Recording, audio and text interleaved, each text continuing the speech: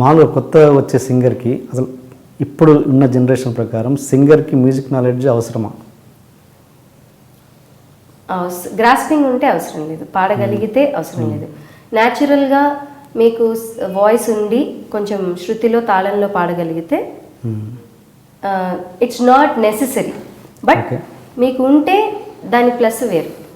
నేర్చుకుంటే కనుక దానికి ఉన్న బెనిఫిట్స్ కానీ అది చాలా చాలా బెనిఫిషియల్. అది ఉంటే మంచిది. లేదు అన్నా కూడా ఇప్పుడు పాడేస్తున్నారు. అంటే అంతేగా అంటే టెక్నాలజీ కూడా బాగా ఇంప్రూవ్ అయింది కదండి. కొంచెం తప్పులు పాడినా ఆటో ట్యూన్ చేసుకోవచ్చు. శృతి ఏమైనా పోయినా ఒక లైన్ని 10 సార్లు పాడుకోవచ్చు. దాన్ని కొంచెం కొంచెంగా పాడుకోవచ్చు. ఒకటే స్ట్రెచ్లో పాడక్కర్లేదండి పల్లవి మొత్తం.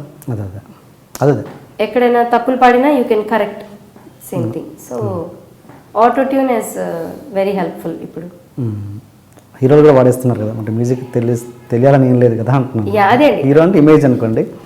అంటే జనరలీ పాడగలిగితే ఇట్స్ ఫైన్. టెక్నాలజీని యూజ్ చేసుకుని దాన్ని ఎన్హాన్స్ చేయొచ్చు.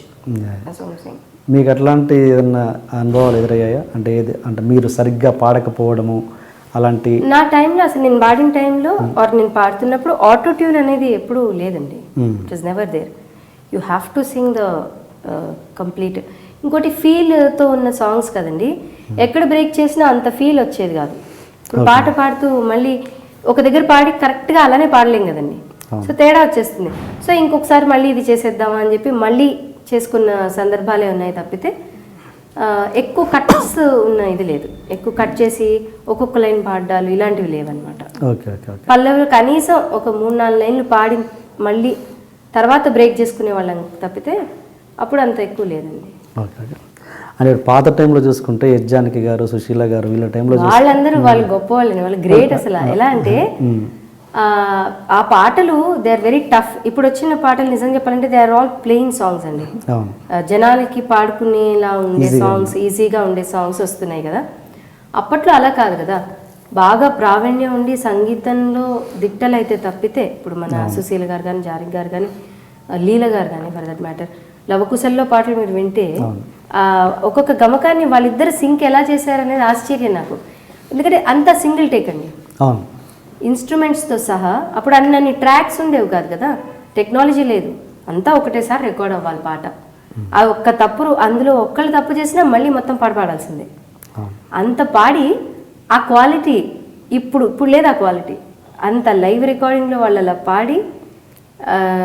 పాడారంటేనే ఇట్స్ అంటే వాళ్ళు వేరే లీగ్ అండి. వాళ్ళు అసలు సమస్య లేదు. వాళ్ళు చాలా, అందుకే లెజెండ్స్ కదండి.